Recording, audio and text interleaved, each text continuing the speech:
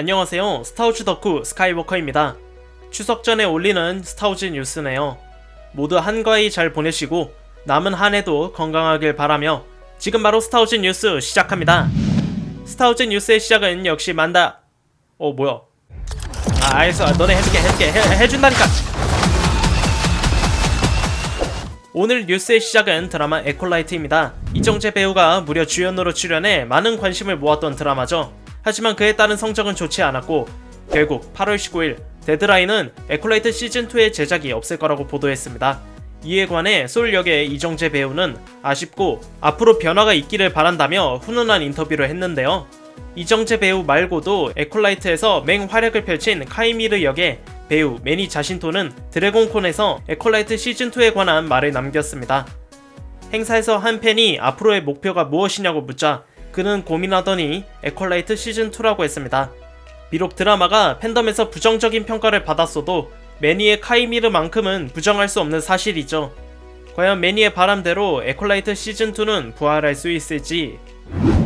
에콜라이트에서 활약한 주연 이정재 배우와 매니 자신토 말고도 진짜 주인공이 있죠.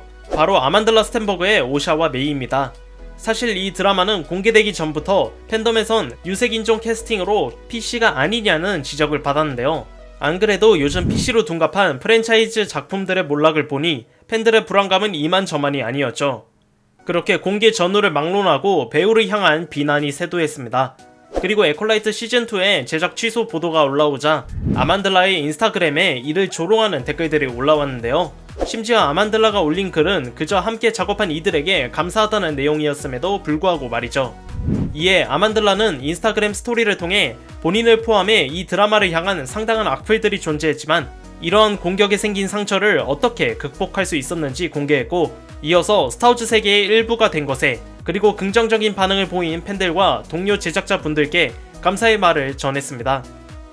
에콜라이트가 마음에 안 들고 캐릭터도 별로라서 비판할 수는 있지만 그 캐릭터를 맡은 배우를 향해 비난하는 행위는 옳지 않다고 생각합니다. 건강한 팬덤 문화를 위해선 이 같은 행동은 앞으로 일어나선 안 되겠죠? 영화 만달로리안과 그루그의 제작과 함께 발표된 드라마 아소카 시즌2. 지난 드라마 아소카가 클리프 행어식 엔딩을 선보였죠. 그래서 많은 팬들은 두 번째 시즌을 기다리고 있었는데 마침내 이 드라마에 관한 새로운 소식이 찾아왔습니다. 만달로리안 사빌렌 역의 배우 나타샤 류 보르디초는 드래곤콘에서 촬영일을 알렸는데요. 아소카 시즌2의 촬영일은 내년 2025년 여름이 될 거라 했습니다. 아무래도 영화가 몇 달 안으로 촬영을 마치기 때문에 드라마 또한 순차적으로 진행하는 것 같습니다. 지난 드라마 아소카가 2022년 5월에 촬영해 2023년 8월에 방영한 걸 미루어 보아 아소카 시즌2는 만도와 그루그가 개봉한 후 2026년 여름쯤에 방영하지 않을까 싶네요. 조만간 새로운 소식들이 찾아오기를.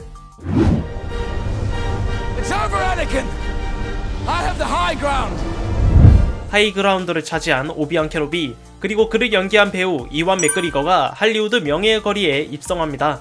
이완은 입성하기 전 버라이어티와의 인터뷰를 통해 그간의 커리어를 되돌아봤는데요. 그는 어렸을 때부터 스타워즈 영화를 수백만 번 봤으며 오비안 케노비 역을 맡았을 때는 고 알렉 기네스의 오리지널 오비안을 연구할 뿐만 아니라 그의 필모그래피 또한 공부했다고 합니다. 이어서 스타워즈 작품을 더 하고 싶다고 했는데요. 시간대는 드라마 오비안 케노비 이후면 좋겠다고 했습니다. 과연 오비안 케노비 시즌2가 나올 수 있을런지. 아무튼 이완 맥그리거 할리우드 명예의 거리 입성을 축하합니다. 2012년 스타워즈를 인수한 디즈니, 그리고 시퀄 3부작을 시작으로 로그엄과 만달로리안 시리즈까지 수많은 스타워즈 작품을 내놓은 디즈니가 고소당했습니다. 엥? 진짜? 디즈니를 고소한 곳은 영국 런던의 영화사 타이번 필름 프로덕션인데요. 이들은 영화 로그원 스타워즈 스토리에서 디지털 기술로 탄생한 고 피터 쿠싱의 위러프 타킨을 무단 사용한 걸 문제로 삼았습니다. 엥? 갑자기 왜? 피터 쿠싱의 오랜 친구 케빈 프랜시스가 설립한 타이번사는 피터 쿠싱과 사후에도 그의 초상을 디지털 기술로 재현하는 걸 금지하는 계약을 맺었다고 주장했는데요. 따라서 디즈니를 포함한 영화 제작사는 이를 위반했다고 합니다. 그리하여 타이번사는 이들에게 65만 달러가 넘는 손해배상을 청구했습니다. 반면 디즈니와 루카스필름은 스타워즈 에피소드 4 새로운 희망의 계약에 따라 피터 쿠싱의 모습을 재현하는데 허가가 필요 없다고 표명했는데요. 또한 영화 로그원의 제작 전 피터 쿠싱의 재산 집행인들은 36,000달러를 받고 제작사는 그의 이미지를 사용하는 계약을 체결했습니다.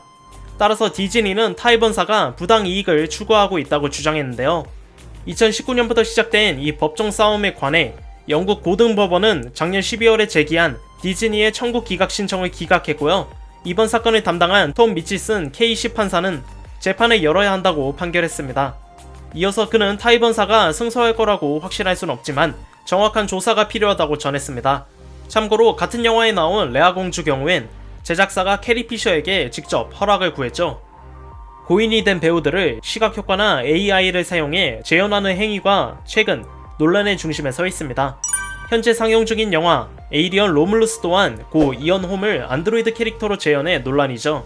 AI 기술이 급진적으로 발전하는 가운데 이번 사건은 앞으로의 영화 산업에서 크게 고려해야 할 사안인 것 같습니다. 매력적인 스타워즈 세계를 오픈월드로 구현해 스타워즈 팬들의 관심을 모은 게임 스타워즈 아울로우. 개발사 유비소프트의 사활이 걸린 게임인 만큼 스타워즈 팬 말고도 많은 게이머들에게 주목을 받았는데요. 게임 발매 후 메타스코어 77점으로 무난한 평가를 받았고 개발진은 평점에 관해 얘기했습니다. 스타워즈 아울로의 크리에이티브 디렉터 줄리안 게리티는 게임스 레이더와의 인터뷰에서 메타크리틱 점수에 조금 실망했지만 중요한 건 플레이들이 우리가 만든 것과 진정으로 소통하는 거라고 했습니다.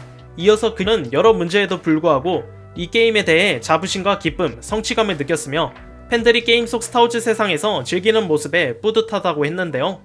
마지막으로 많은 사람들이 이 게임을 플레이할 수 있도록 노력할 것이며 멈추지 않고 게임 속 많은 것들을 개선해 나갈 것이라고 말을 마쳤습니다.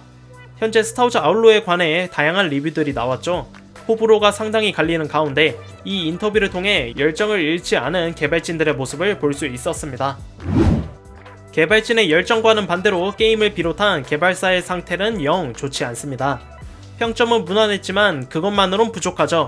아울로가 발매된 8월 30일 후 유비소프트의 주가가 32%나 하락하며 10년 만에 최저치인 11.65유로를 달성했습니다. 로이터 통신에 따르면 JP 모건의 애널리스트 다니엘 커벤은 게임 아울로가 긍정적인 평가를 받았음에도 불구하고 매출 기대치를 충족하는데 어려움을 겪고 있다고 했는데요. 이어서 애널리스트는 아울로의 판매 예상치를 2025년 3월까지 기존에서 200만 부 낮춘 550만 부로 조정했습니다. 문제는 이 게임이 2023년 어쌔신 크리드 미라지보다 예산이 30% 많지만 수익은 미라지보다 15% 낮은 점인데요. 심지어 스타워즈 제다이 서바이버보다도 55%가 낮습니다. 이제 11월에 발매될 어쌔신 크리드 섀도우즈가 유비소프트의 운명을 좌우하겠네요. 게임 스타워즈 아울로에서 벌어지는 사건의 중심, 주인공 케이 베스, 그리고 그녀를 연기한 배우 험벌리 곤잘레스는 버라이어티와의 인터뷰에서 케이에 관해 얘기했습니다. 그녀는 범죄 조직이 번성할 시기, 제다이가 아닌 케이 베스는 새로운 악당이 되고자 하고 범죄 세계를 탐험하는 그녀의 모험을 설명했습니다. 이어서 케이 베스를 실사에서 보면 놀라울 것 같다고 하며 정말 오랜 꿈을 이룰 수 있을 거라 했는데요. 그리고 케이는 언제든지 다른 작품에서 나올 기회가 있다고 했습니다. 비록 게임의 실적은 안 좋지만 클론 전쟁 시즌 7에서 혹평을 받은 마르테즈 자매가 배드배치에서 반갑게 등장했던 걸 보면 어쩌면 케이 베스와 닉스가 만도버스에 등장할 가능성이 충분히 있을 것 같습니다. 드라마 에콜라이트의 후속 시즌은 날아갔지만 아직 그들의 이야기는 끝나지 않았습니다. 드라마에서 귀엽고도 무서운 우키 제다이 켈나카, 그리고 켈나카의 이야기가 단편 코믹스를 통해 공개됩니다. 케이번 스콧이 그를, 그리고 마리카 크레스타가 작화를 맡은 스타워즈 에콜라이트 켈나카는 드라마에서 비치지 않은 그의 삶과 브랜도크 대화재 이후 그의 행적을 그릴 예정입니다. 확실히 작중에서 켈나카의 비중이 상당히 아쉬웠죠. 그래도 이번 단편 코믹스를 통해 그의 이야기를 들여다볼 수 있겠습니다. 단편 코믹스 스타워즈 에콜라이트 켈나카는 이미 9월 4일에 1화가 출판됐습니다. 스타워즈의 전설, 다스베이더에게 영혼을 불어넣은 제임스 얼 존스 성우님께서 향년 93세의 나이로 세상을 떠났습니다. 1977년 스타워즈 에피소드 4 새로운 희망을 시작으로 40년 넘게 스타워즈 사가에서 다스베이더의 존재감을 살렸는데요. 루카스필름 회장 캐슬린 케네디는 제임스 얼 존스는 영화, 무대, TV를 넘나들며 상징적인 작품들을 남긴 우리 시대의 가장 재능 있는 배우 중 한 명입니다. 그가 다스베이더에게 선사한 위협적인 바리톤은 팬들에게 영원히 사랑받을 것이며 영화계에서 가장 위대한 악역 연기 중 하나로 꼽힐 것입니다. 영화 속에서의 압도적인 존재감과 밖에서의 따뜻한 성품은 크게 그리울 것입니다.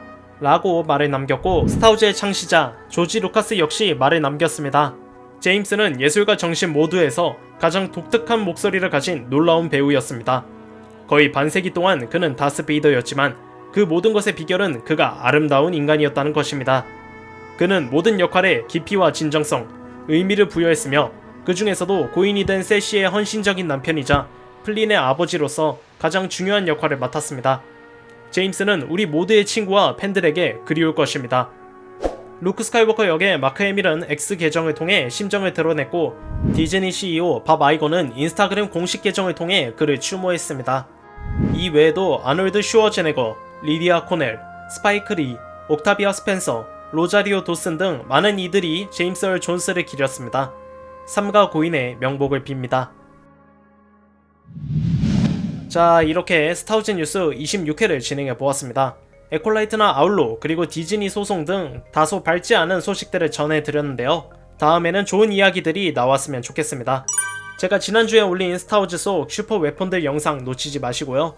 초거대 괴수 탑10 영상과 더불어서 공들여서 만들었으니 많은 시청 부탁드립니다. 매주 월수금 저녁 7시에 재미있는 쇼츠도 올라오니까요. 심심하지 않은 일주일 만들어 드리겠습니다. 오늘 영상은 여기까지입니다. 구독과 좋아요 누르는 거 잊지 마시고요. 이상 스카이워커였습니다. 감사합니다.